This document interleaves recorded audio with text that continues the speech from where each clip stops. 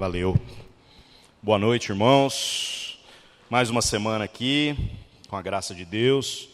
Hoje eu quero compartilhar alguns textos com vocês e falar um pouco sobre os desafios da nossa caminhada face a um mundo que tem nos pressionado a parecermos ser tantas coisas que nem sempre são coerentes com aquilo que nós realmente desejamos ou com aquilo que Deus deseja de nós.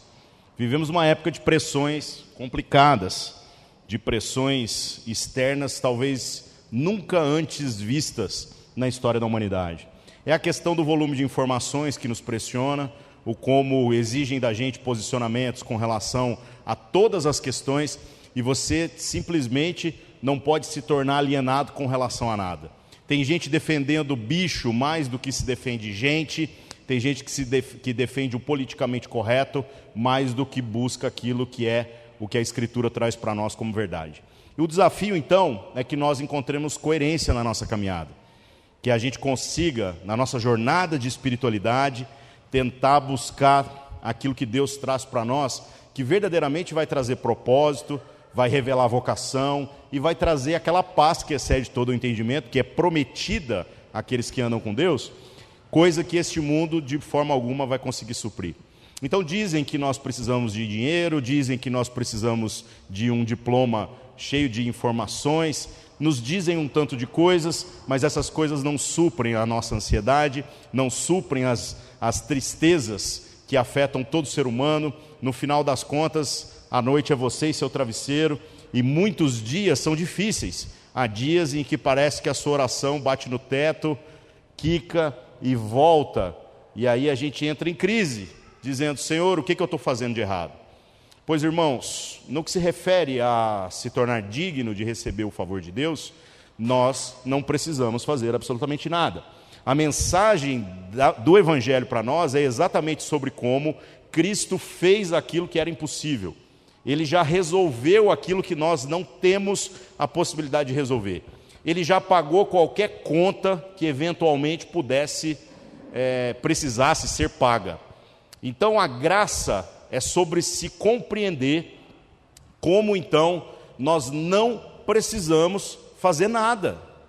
Nós não precisamos pagar nada, porque já foi feito, já foi pago. Para que eu me torne então uma pessoa que agrada a Deus e experimenta de tudo aquilo que Ele está dizendo a nosso respeito, o que nós precisamos é parar de atrapalhar o mover de Deus. O que nós precisamos é parar de fazer coisas que têm como proposta tentar manipular Deus a nosso favor, e também pararmos de fazer coisas que fazem de nós as pessoas mais hipócritas da face da terra, quando nós dizemos que amamos a Deus, mas no final a gente está buscando apenas o nosso próprio interesse.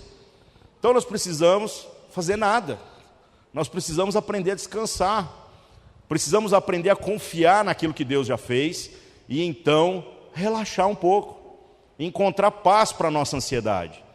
E aí você diz: cara, mas eu vou achar paz para aquilo que eu não estou encontrando nem nos remédios? Pois se você não achar vivendo vida plena com Deus, então sinto muito te dizer, você não encontrará essa plenitude, essa paz em lugar nenhum. Não tem absolutamente nada na face da terra que vai ser capaz de ressignificar a sua vida a ponto de que você se sinta pleno, de que você se sinta preenchido. Agora, qual é o nosso posicionamento diante destas pressões? Qual é o nosso posicionamento diante de uma situação onde dizem para nós que nós devemos desejar tais coisas, que nós devemos nos esforçar para parecer isso e para parecer aquilo, fazendo uma oposição àquilo que Deus está dizendo a nosso respeito? Qual é o nosso posicionamento diante dessa situação? Nós vamos nos deixar levar por tudo isso, ou realmente a gente vai dar um basta no meio dessa situação e vai tentar buscar em Deus aquilo que realmente faz sentido? Eu estou em dúvida, eu não sei o que eu devo fazer. Então deixa eu te dar uma dica. Talvez hoje seja o dia na sua existência em que algum posicionamento se faz necessário. Porque, como eu já disse, aquilo que precisava ser feito já foi feito. Agora o seu posicionamento tem que ser coerente ou não com aquilo que Deus fez e está dizendo a seu respeito. Ou seja, como você vive sabendo que Deus está dizendo coisas a seu respeito, que parecem que não são a seu respeito. Porque Deus está te chamando de santo e você olha no espelho e não consegue ver esse tanto de santidade que Deus está dizendo que é uma realidade. Você agora foi feito livre, mas você não consegue se sentir livre quando você se submete a uma jornada de trabalho que de repente é para pagar contas que você fez sem precisar. Como você consegue então crer no que a Escritura diz a seu respeito sobre a paz que excede todo o entendimento, se na verdade você está em guerra consigo mesmo e consequentemente com Deus e com todos os irmãos que estão ao seu redor? Uma guerra com a família, uma guerra com esposa, com namorado, com qualquer um aí que está ao seu redor. Essa é a grande crise de nós, de cada um de nós, nessa jornada. Precisamos encontrar o que Deus está dizendo a nosso respeito e então nos posicionarmos. Se Deus disser então que nós somos livres, toda tentativa de viver algo diferente da liberdade que Deus está dizendo que já é uma realidade espiritual, ela é uma oposição à vontade de Deus para nós. Ou seja, além de você estar se ferrando por não viver o que Deus está dizendo que Ele já garantiu para você, você está também se tornando inimigo de Deus. Você está se esforçando para fazer Deus mentiroso acerca de coisas que Ele já disse a seu respeito. Então, irmãos, o que nós precisamos não fazer? O que nós precisamos nos posicionar para que a verdade de Deus seja verdade em nossa vida ou não? E eu pensei em 3 casos bíblicos aqui que são bem explícitos com relação a posicionamentos. E provavelmente você vai se identificar com algum deles. Todos eles têm vantagens e desvantagens, mas alguns podem custar muito caro. Que nós possamos nessa noite fazer as contas a respeito da nossa existência e tentando nos comparar com a história de 3 homens que eu quero citar aqui para vocês, você tentar discernir onde está o seu compromisso e onde está o seu coração. Porque toda tentativa de emular uma espiritualidade, onde a gente acha que vir ao culto é o ápice daquilo que a gente faz para Deus, isso não engana ninguém, não engana nem os outros, muito menos Deus. A única pessoa que você consegue enganar quando simula uma espiritualidade é a si mesmo. E olha lá, viu? Porque é difícil enganar a si mesmo. Você não vai conseguir sustentar isso durante muito tempo. Então, ao nos compararmos com homens de Deus, e alguns nem tanto, que estão na Escritura, a gente pode agora analisar qual que é a natureza do nosso compromisso. Onde está o nosso coração e como que a gente tem atrapalhado ou não o mover de Deus na nossa existência. O primeiro homem que eu queria citar é um dos personagens mais famosos da Escritura, que é o rei Davi. E se você não conhece a história de Davi, recomendo a você que gaste um tempo lendo esse negócio aí. A fase mais gostosa de leitura no Antigo Testamento é sobre a história de Davi e tudo aquilo que aconteceu por intermédio do governo dele em Israel. É um negócio épico, é tipo o Senhor dos Anéis, assim. Você vai lendo e vai empolgando nas batalhas, nas lutas, em como os profetas falam, em como Deus traz direção, em como o povo desobedece, e aí Deus vai lá e permite que ele se ferre, e depois Deus vem e traz o povo de volta. São histórias extraordinárias. As histórias a respeito do rei Davi se encontram no livro de 1 Samuel. Nós vamos ler um trechinho aqui do capítulo 17, então se você já quiser abrir a sua Bíblia, comece aí, por favor. Mas antes da leitura, eu gostaria de falar um pouco a respeito da vida do rei Davi. O rei Davi é um homem que aparentemente não tinha nada que o destacasse no meio dos seus irmãos, com exceção da beleza. Mas num tempo em que a vida era dura, num tempo em que aquilo que era valorizado era o currículo de um homem guerreiro, forte, de um homem que tinha um diferencial em agressividade, em algo que ele podia fazer contra os outros, Davi não era ninguém. A única habilidade é que ele era bonito. A única habilidade descrita é que o cara era ruivo, que o cara era fora da curva dentro do padrão estético vigente. Todo o restante que fala acerca de Davi fala sobre uma pessoa ordinária. Ordinária na perspectiva de que ele não é especial. Não, mas Davi não é especial? Não, porque a história de Davi começa com a história de um menino. Um menino que tem uma função extremamente importante. Como seus irmãos já eram todos mais velhos, e todos homens de guerra, e comprometidos com o exército do seu país, e estavam na linha de frente daquilo que era a batalha do povo de Israel contra os filisteus, o rei Davi tinha uma função fundamental: levar o marmitex para os irmãos durante a guerra. E isso é importante. Você perde uma guerra por falta de suprimentos.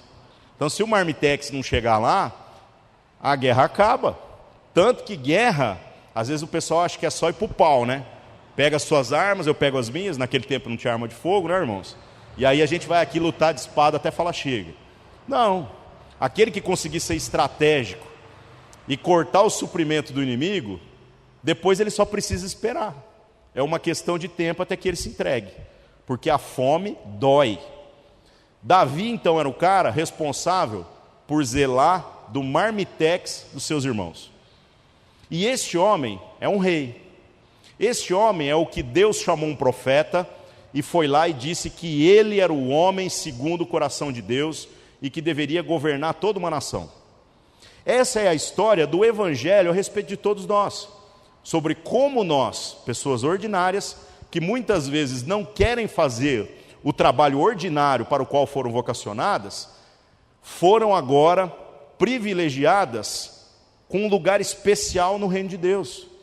Nós agora somos co-herdeiros com Cristo de todas as coisas que o Pai prometeu. Então a nossa história não é diferente da história do rei Davi, mas a pergunta que fica é: será que o nosso coração é parecido com o coração dele? O rei Davi, quando entregava a marmita, ele conseguia ser fiel a Deus e a tudo aquilo que Deus desejava dele. Davi era um homem de um coração que não fazia curva. Davi é um homem que posteriormente, quando se tornou rei, também tropeçou em muitas coisas. Ele se tornou adúltero, ele se tornou um homicida, e por conta disso ele pagou um preço muito alto. Mas ainda assim Deus se alegrava da vida deste homem, pois ele confessava o seu pecado, o reconhecia publicamente, endireitava o seu caminho e fazia o que fosse preciso para que ele não fosse desqualificado para aquilo que Deus o chamou. Por isso a pergunta para nós é uma pergunta muito pesada, porque você precisa olhar para o seu coração e pensar assim: será que eu tenho o mesmo coração desse homem? O coração de um homem que sabe que a gente vai ter que entregar muitas marmitas nessa vida, fazer muito serviço desagradável e ainda assim ser encontrado como uma pessoa fiel nestas condições, para que então nós possamos viver coisas maiores em Deus? Ou nós estamos esperando Deus vir e resolver os nossos problemas, resolver as nossas crises financeiras, nos curar nas coisas que a gente quer ser curado, enquanto o restante das coisas que a gente quer jogar na gaveta e colocar um cadeado para ninguém, absolutamente ninguém, poder mexer naquilo que não nos convém? Fica caro então se comparar com esse menino. Esse menino, por ser um homem segundo o coração de Deus, ele estava perfeitamente alinhado com aquilo que era o desejo de Deus para o seu povo. E a história que eu quero ler com vocês está em 1 Samuel capítulo 17, fala sobre o que acontece com Davi quando um dia ele vai entregar a marmita para os seus irmãos e o povo está em guerra. No meio dessa guerra, os filisteus arrumaram um cara meio fora da curva, no padrão de se fazer guerra, que era um sujeito gigante, que media aproximadamente 2,60 m, diz o texto que a lança do cara era da grossura de um eixo de tecelão, tipo assim, era um tronco, velho. O cara não era um jogador de basquete, o cara era o The Rock duplicado. O cara era grande, o cara era forte, ele era uma aberração, tanto que a Bíblia o descreve como um gigante, 2,60 m aproximadamente. E aí os filisteus tiveram uma ideia genial. Falou: a gente fica lutando, e lutando, e lutando, e essa guerra custa caro, morre um tanto de gente é ferida, e no final acaba que essa guerra não termina. Então vamos fazer um negócio. Vocês escolhem aí o melhor guerreiro de vocês, e nós mandamos um dos nossos melhores guerreiros. Quem ganhar, leva tudo. Que aposta boa, né? Aposta de jogador de pôquer. Ou seja, os filisteus trucaram e trucaram bonito. Aí a hora que veio o Golias, um sujeito aí que era o gigante, e apareceu com a sua armadura, com a sua lança, com a sua espada, com o seu escudo. Imagina que o escudo do cara devia ser do tamanho do capô de um carro, né? Tamanho que era esse cara. O povo de Deus tremeu nas bases. O povo de Deus vacilou. Teve dúvidas a respeito de quem eles eram e do que eles estavam fazendo ali. Muito parecido com o nosso posicionamento em um monte de condições, um monte de circunstâncias da nossa vida. Deus está dizendo que você agora é santo, que você agora não vai mais lidar com a pornografia do mesmo jeito que você fazia antes, porque a vitória agora já foi dada. Compete a você apenas fazer com que isso se torne uma realidade na sua vida. Mas sabe qual que é o seu medo? O seu medo é que você acha que você vai perder, porque quando você olha para esse pecado, você está olhando para um gigante, uma coisa que parece que não dá para ser vencida. E são muitos os gigantes da nossa vida. São muitas as circunstâncias que a gente tem que enfrentar, que a gente chega de frente, a hora que a gente vê o tamanho do problema, nós preferimos nem tentar lutar. Porque se a gente lutar, vai perder. E eu poderia aqui numerar N coisas. Todas aquelas que Deus traz para nós como pecado. Coisas que ofendem a Deus, coisas que ofendem o próximo, e coisas até mesmo que ofendem a nós mesmos. Coisas que fazem mal para nós, e essa é a essência do pecado. Aquilo que faz mal, aquilo que não é bom, não é da parte de Deus para cada um de nós. Então fica a pergunta, qual é o nosso posicionamento? E o posicionamento de Davi é extraordinário. No capítulo 17, a partir do verso 24, diz assim: porém todos os homens de Israel, vendo aquele homem, fugiam de diante dele e temiam grandemente. Verso 25: e diziam os homens de Israel: vistes aquele homem que subiu? Pois subiu para afrontar a Israel. Há de ser, pois, que o homem que o ferir, o rei o enriquecerá de grandes riquezas, e lhe dará sua filha, e fará livre a casa de seu pai em Israel. Essas promessas, irmãos, são exatamente as promessas do Evangelho para cada um de nós. Aquele que assume a sua vocação e enfrenta os gigantes que for necessário na sua jornada, naquilo que Deus já está dizendo que somos vencedores, e aliás nós somos mais do que vencedores em Cristo Jesus, esse vai usufruir de todas essas coisas em Deus. Nós seremos livres, nós enriqueceremos das coisas que realmente importam, não apenas de ouro e de prata, mas daquilo que realmente tem valor, dessa paz que excede todo entendimento, de um senso de propósito, de um senso de vocação que faz com que a nossa vida tenha real sentido. E aí, qual é a resposta de Davi no verso 26? Então falou Davi aos homens que estavam com ele, dizendo: que farão aquele homem que ferir a este filisteu e tirar a afronta de sobre Israel? Quem é, pois, este incircunciso filisteu para afrontar os exércitos do Deus vivo? E o povo lhe tornou a falar conforme aquela palavra, dizendo: assim farão ao homem que o ferir. Sabe o que acontece daqui para frente? Esse menino, que acha que não tem capacidade, que todo mundo está dizendo que não tem capacidade, chegou diante do rei e falou assim: está errado, nós não podemos viver desse jeito mais. Se Deus está dizendo algo ao nosso respeito, e nós não estamos vivendo segundo isso que Deus está dizendo a nosso respeito, está errado. Nós precisamos parar de atrapalhar aquilo que Deus está querendo fazer na nossa vida. E aí o rei deve ter olhado, né? Saul olha para Davi e pensa assim: quem é esse menino para dizer que a gente não ganha desse gigante porque somos medrosos? E aí Davi tem um posicionamento digno. O posicionamento é: eu, pois, vou lá e enfrento o gigante. O resto da história você já deve ter visto na novela da Record ou em algum outro filme por aí, né? A história de um menino que tentaram vestir a armadura de um homem e a armadura não serviu. A armadura de Saul era tão pesada que ele mal conseguia se mexer vestido com ela. E aí sabe o que ele fez? Ele virou e falou o seguinte: eu sou pastor, porque ele pastoreava ovelhas, as ovelhas do seu pai. Então eu preciso ir para lutar contra esse gigante do jeito que Deus me chamou. Eu pareço inapto, eu pareço incapaz, mas é desse jeito que Deus me chamou, e é desse jeito que Deus há de dar a vitória para o seu povo. Então ele catou a funda dele, que é tipo um estilingue, só que de rodar, e escolheu lá 5 pedras, as pedrinhas mais aprumadas que ele arrumou, e foi para enfrentar um gigante. O gigante riu, falou assim: vocês estão mandando agora um cachorro para lutar contra um guerreiro? E aí Davi faz aquele discurso bonito, fala: hoje ainda você vai ver só o que vai acontecer, porque você afrontou o exército do Deus vivo, você confrontou o Deus vivo, Deus disse algo a nosso respeito e você está aqui para dizer o contrário. Então hoje ainda você vai ver o que vai acontecer. E aí o Davi saiu para a porrada, imagino que o Golias não fez muito esforço, não levantou o escudo, não ficou muito preocupado, e tomou-lhe uma pedrada no meio da testa e caiu morto.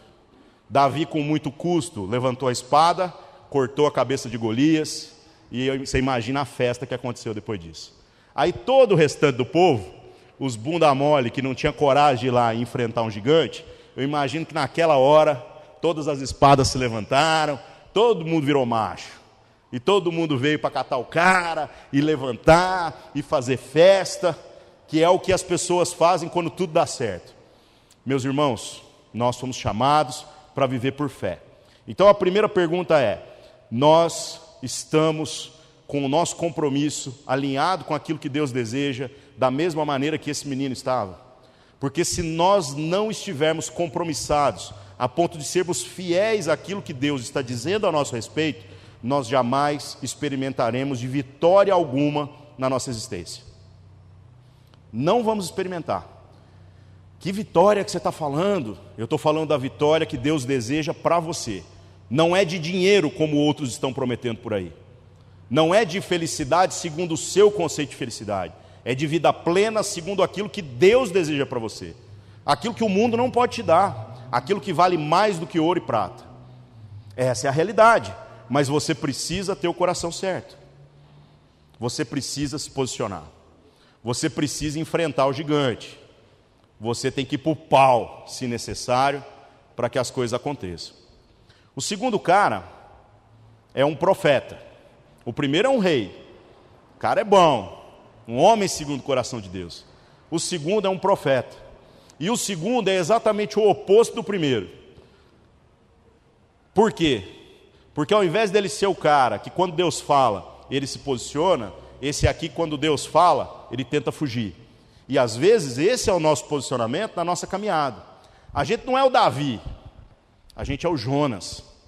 Abra sua Bíblia, por favor, no livro de Jonas, lá no Antigo Testamento. Esse não é qualquer um que acha não, no celular é moleza. Mas na Bíblia, só quem está com a leitura bíblica em dia. Na dúvida, olha no índice aí, tá? Faz parte. Livro de Jonas. Ari, você sabe onde está o livro de Jonas na sua Bíblia? Lógico que sei. Por quê? Porque Jonas é um profeta menor. O que isso significa? Que como o livro dele é pequeno, o livro dele está lá junto com os profetas menores. É só eu falar, eu estou apanhando de achar o Jonas aqui. Fui ostentar. Depois do... É que é pequenininho o livro mesmo. Depois do Obadias e antes do Miqueias. Jonas é na nomenclatura que a gente dá na Escritura, é chamado de profeta menor. E, irmão, sabe o que é um profeta menor? É os livros pequenos. Não quer dizer que ele era um profeta de menos respeito nem nada. Então a gente fala os profetas maiores e profetas menores. É pela grossura do livro mesmo. Então, como aqui tem só 4 capítulos, ele é profeta menor, tá? Bom, o que tem a história de Jonas? Jonas é um homem que ouve Deus. Jonas é um homem que Deus dá propósito para ele. Que Deus fala com ele. Que Deus aponta a direção. e diz o que ele tem que fazer. Só que ao contrário de Davi, que faz com que aquilo que seja a vontade de Deus se torne a sua própria vontade, mesmo que isso arrisque custar a sua vida, Jonas é o contrário. Eu me identifico demais com Jonas. Jonas odeia todas as pessoas. E eu compartilho um pouco desse sentimento, sabe? Se eu odiasse algumas pessoas, seria pecado. Então a gente odeia todas as pessoas, né? E o Evangelho quer mudar isso na nossa existência. Talvez você vá se identificar com algumas coisas também na vida de Jonas. Jonas é aquele que Deus já falou. E o livro de Jonas começa com uma coisa muito simples. Deus vem, fala com Jonas e diz assim: você vai lá para uma cidade chamada Nínive, né? E vai fazer o seguinte: vai falar para eles que eles estão ferrados, que eu vou cobrar a conta de como eles têm vivido, que a iniquidade deles chegou até mim, e por conta disso o pau vai quebrar. Olha que tarefa simples, olha que coisa óbvia. Jonas, como ele é um cara parecido comigo, ele odeia o povo de Nínive. Então ele tem um recado massa para dar para um povo que ele odeia. Ou seja, tudo certo. Mas sabe o que ele faz? Ele foge daquilo que Deus mandou ele fazer. E, irmãos, como eu me identifico com Jonas? Porque Deus fala tantas coisas a nosso respeito. Deus está dizendo tantas coisas a respeito daquilo que agora nós somos. E muitas vezes nós estamos fugindo daquilo que Deus está dizendo a nosso respeito. E sabe o que acontece quando você é de Deus, mas tenta fugir de Deus? Você vai se ferrar. Então escolha. Você quer ser Davi, um homem que coloca a sua vida em risco, se necessário, para ser uma testemunha fiel daquilo que Deus está dizendo? Ou você quer ser Jonas, o cara que está na outra ponta, que vai fugir de Deus e no final vai levar uma grande lição?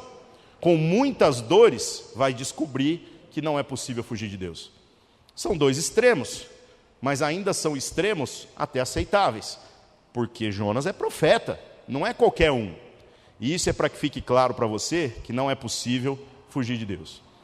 O que aconteceu com Jonas? Fugiu, aí ele correu, chegou no porto, pegou um navio de estrangeiros, virou para os caras e falou assim: eu quero ir com vocês. E aí os caras: mas você não sabe nem para onde nós estamos indo, mas eu quero ir. E aí os caras deram essa carona, botaram o cara no navio e foram para o meio do mar. No meio do mar começa uma tempestade. E aí entra no texto que a gente vai ler aqui agora. Jonas capítulo 1, do verso 5 ao 17. O que aconteceu? A tempestade quebrou o pau. O navio estava quase afundando. Verso 5. Então temeram os marinheiros e clamava cada um ao seu Deus e lançavam no mar as fazendas que estavam no navio para aliviarem o seu peso. Jonas, porém, desceu ao porão, se deitou e dormia pesado sono. Como eu me identifico com Jonas? O pau está quebrando, você não está fazendo aquilo que Deus mandou você fazer, e o seu desejo é ficar quietinho no canto, com pouca luz, um bom travesseiro, e se der uma conta do Netflix, que aí também já fica melhor ainda, né? Eu quero dormir, eu quero distância de problema. Então está ele lá dormindo. Verso 6. O mestre do navio chegou-se a ele e disse: o que é que você tem, seu dorminhoco? Levanta-te e invoca o teu Deus. Talvez assim Deus se lembre de nós, para que não pereçamos. Então é um navio que cada um tem uma religião, cada um tem um Deus diferente. Os caras estavam tão desesperados que resolveram acordar ele para que ele clamasse para o Deus dele, que ninguém nem sabia quem era, para ver se às vezes esse Deus não ia inteirar a conta do milagre que precisava acontecer ali. E aí, verso 7, dizia cada um ao seu companheiro: vinde e lancemos sortes, para que saibamos por que causa nos sobreveio este mal. E lançaram sortes, e a sorte caiu sobre Jonas. Os caras resolveram lançar sortes, velho. Vamos fazer um sorteio aqui e vamos invocar para os nossos deuses, para a gente descobrir quem que é a cabeça de burro que está enterrada aqui nesse negócio. E adivinha quem foi sorteado? Jonas. Eu fico imaginando Deus no meio dessa história, dando um tapinha lá no sorteio, porque é para sair o Jonas, tem que ser ele. Deus não dá esse tapinha quando eu jogo na Mega Sena, né? Mas nessa hora ele deu o tapinha, que era o Jonas, era para sair o Jonas. Aí, verso 8, então lhe disseram: declara-nos tu agora, por que razão nos sobreveio esse mal? Que ocupação é a tua? Da onde vens? Qual é a tua terra? De que povo és tu? Sabe o que isso aqui está falando, meu irmão? De gente que está tentando fugir de Deus e vai ser arrastado, se necessário, até o lugar onde Deus deseja que você esteja, mesmo que isso te custe muitas dores, porque Deus tem um propósito através da sua vida. E aí Jonas abriu o bico. Verso 9. Ele lhes disse: eu sou hebreu e temo ao Senhor, o Deus do céu, que fez o mar e a terra seca. E então esses homens se encheram de grande temor e lhe disseram: por que fizeste tu isto? Pois sabiam os homens que ele fugia de diante do Senhor, porque ele lhes tinha declarado. Então o cara já até contou: eu estou fugindo do único Deus, o Deus verdadeiro, que criou todas as coisas. Verso 11. E disseram-lhe: que faremos nós para que o mar se acalme? Porque o mar se elevava e engrossava cada vez mais. Verso 12, mais uma vez, a postura do covarde, a postura daquele que está tentando fugir de Deus, a postura daquele que vai se ferrar nas mãos de Deus. Ele lhes disse: levantai-me e lançai-me ao mar, e o mar se aquietará, porque eu sei que por minha causa vos sobreveio essa grande tempestade. Entretanto os homens remavam, esforçando-se por alcançar a terra, mas não podiam, porquanto o mar ia se esbravecendo cada vez mais contra eles. Verso 14. Então clamaram ao Senhor e disseram: ah, Senhor. Todo mundo virou crente nessa hora. Olha que bênção, né, gente? Ah, Senhor, nós te rogamos, não pereçamos por causa da vida deste homem, e não ponha sobre nós o sangue inocente, pois tu, Senhor, fizeste como te aprouve. E levantaram Jonas e o lançaram ao mar, e cessou do mar a sua fúria. E temeram, pois, estes homens ao Senhor com grande temor, e ofereceram sacrifícios e fizeram votos. Na hora que o negócio, a corda vem no pescoço, todo mundo vira crente, todo mundo começa a fazer promessas, todo mundo começa a dizer que vai ser diferente. Agora o Jonas, sabe o que ele achou que iria acontecer? Esses caras me jogam no mar, eu morro e acabou essa história. Aí vem aquela história, que provavelmente você já deve ter visto em algum filme, eu já ouviu falar em algum lugar também, de que um peixe muito grande, que nós não sabemos de que tipo que é, engoliu ele, e lá dentro do peixe, Deus falou com ele. E depois, o peixe cuspiu ele numa praia, que era exatamente o lugar onde ele tinha que ir. Por que eu estou falando sobre a história desse cara? Porque se nós não somos como Davi, pode estar acontecendo da gente ser como Jonas. Alguém que está tentando fugir daquilo que Deus tem falado a seu respeito. Que é um bom conselho, não seja esse cara. Porque quem vai se ferrar é você. Se você está achando que os planos de Deus a seu respeito serão frustrados, eu quero ter o prazer de rir da sua cara hoje.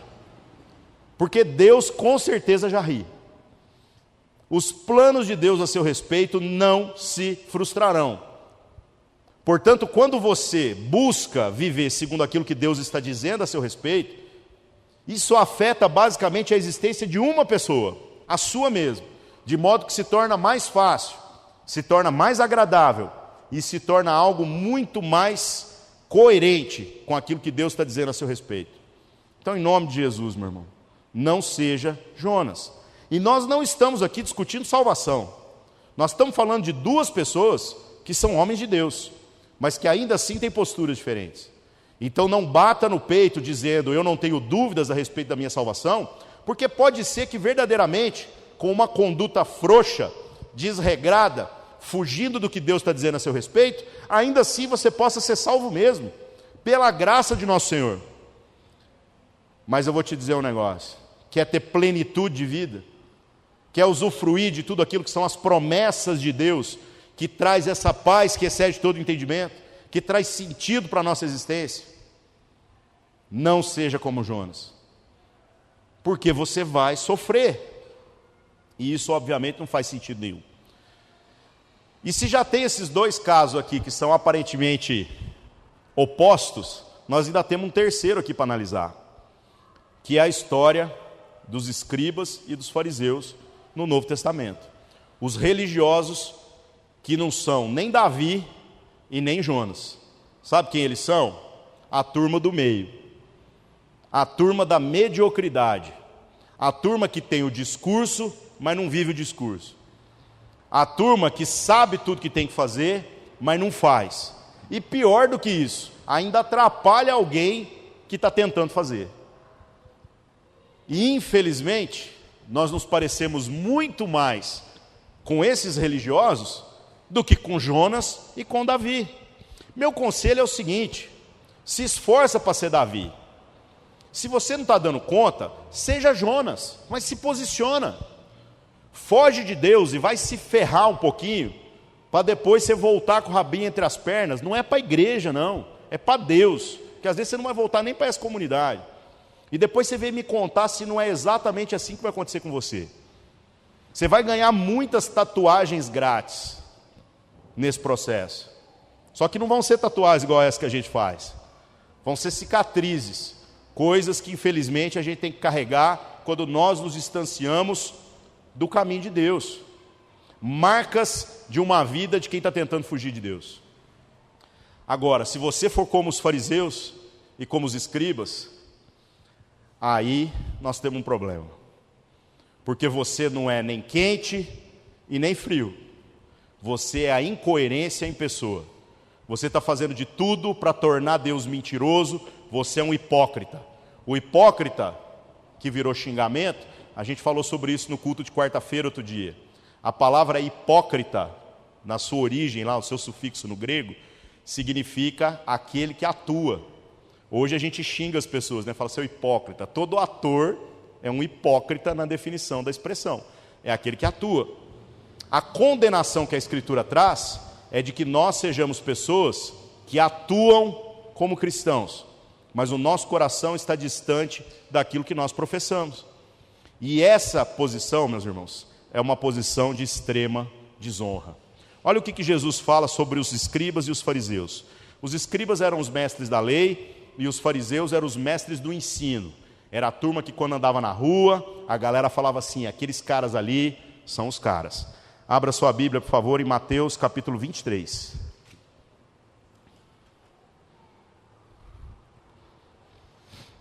A partir do verso 2. Mateus 23. E começa assim: na cadeira de Moisés estão assentados os escribas e fariseus. Jesus que está falando aqui.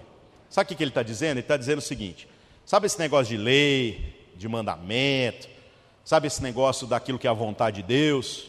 Então, esses caras não são qualquer um, não. Esses caras estão sentados na cadeira de Moisés. Eles são herdeiros de tudo aquilo que é a vontade de Deus que foi trazida a cada um de nós. Esses caras têm uma responsabilidade. Aí no verso 3, Jesus explicita um pouco mais aquilo que é o posicionamento deles. Diz assim: observai, pois, e praticai tudo o que vos disserem, mas não procedais em conformidade com as suas obras, porque dizem e não praticam. Parece demais com a gente, né? A gente, ao invés de ser Davi ou ser Jonas e já dar um bicudo nesse negócio logo e quebrar a cara de uma vez, para depois você ver como é que Deus vai te arrastar até o lugar onde você deveria estar, não. A gente fica encebando no meio do caminho. A gente fica fingindo que é de Deus. E fingindo para quem? Porque, como eu já disse no começo, você engana o outro por pouco tempo. Você não engana Deus. Então você está tentando enganar a si mesmo. Isso é, de fato, ridículo. Isso é algo que não tem coerência alguma. O que Jesus está dizendo sobre esse tipo de gente é: escuta o que essas pessoas falam. esses paladinos da justiça e da verdade e da vontade de Deus e de tudo que o Senhor deseja, só que você se comprometa só com o que eles falam, mas não segue o exemplo dessa turma não. E infelizmente, muitos de nós temos sido exatamente esse tipo de religioso. Verso 4, o que esses caras fazem? Pois atam fardos pesados e difíceis de suportar e põem aos ombros dos homens.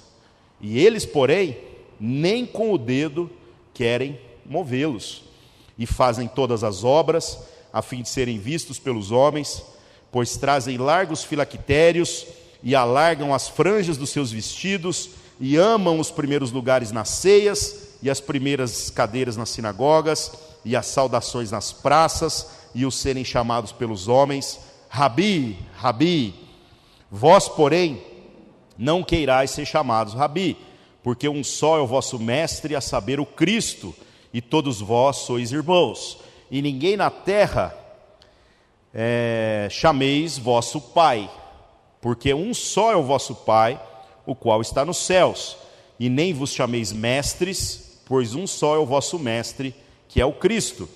Porém o maior dentre vós seja o vosso servo. E o que a si mesmo se exaltar, será humilhado. E o que a si mesmo se humilhar, será exaltado. Então, irmãos, do que isso aqui está falando? Se nós permanecermos numa postura similar a desses religiosos, os caras usavam roupa de crente. O que é roupa de crente? Moda evangélica? Não, é pior do que isso. É um negócio que quando você está andando na rua, as pessoas apontavam o dedo e falavam assim, lá vem o crente. E nós deveríamos ser conhecidos, não pelas nossas roupas, não pelo nosso linguajar, que um crente encontra o outro na rua, dá um grito, né? Ô varão ungido do Senhor, a gloriosa paz do nosso Senhor seja sobre a sua vida. Dá até vergonha quando eu encontro com um crente. Eu já contei isso aqui várias vezes, uma vez o PV, mas sempre é bom relembrar a minha humilhação. Uma vez eu estava passando perto do terminal central, gente, a faixa de pedestre lotada assim, e o PV estava passando, né? E eu estava de carro, teu filho, viu? Mas vê se não é ele essa história. Aí o que aconteceu? Eu estava com a janela aberta, cotovelão na janela assim, o PV parou no meio da faixa assim, lotado, e falou assim, e aí evangélico? Na paz do Senhor, gente, eu quase entrei debaixo do painel do carro de vergonha. A faixa de pedestre inteira olhou para ver o evangélico. Então é vergonhoso esse negócio, né? Bom, o que acontece? Às vezes nós somos conhecidos por esse tipo de coisa. E nós deveríamos ser conhecidos pela coerência, pela fidelidade, pela busca da justiça. As pessoas deveriam olhar para nós e ver gente comum, mas quando põe a mão para fazer qualquer coisa, faz de um jeito que Deus é glorificado. Olha que coisa louca, olha que coisa diferente. Infelizmente, nem sempre essa é a nossa postura. Então, irmãos, que a gente possa olhar para o nosso coração e avaliar.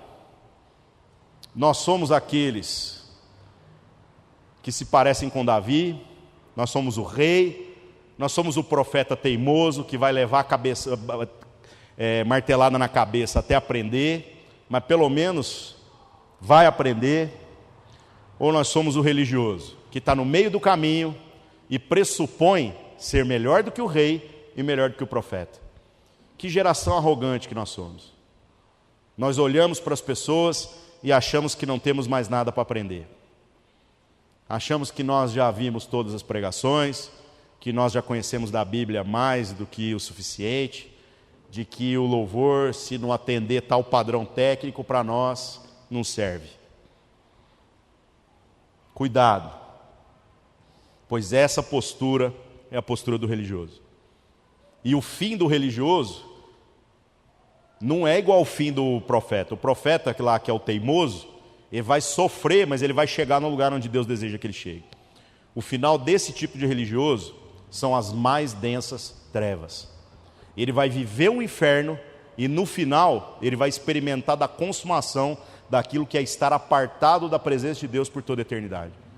Então, em nome de Jesus, não seja esse cara.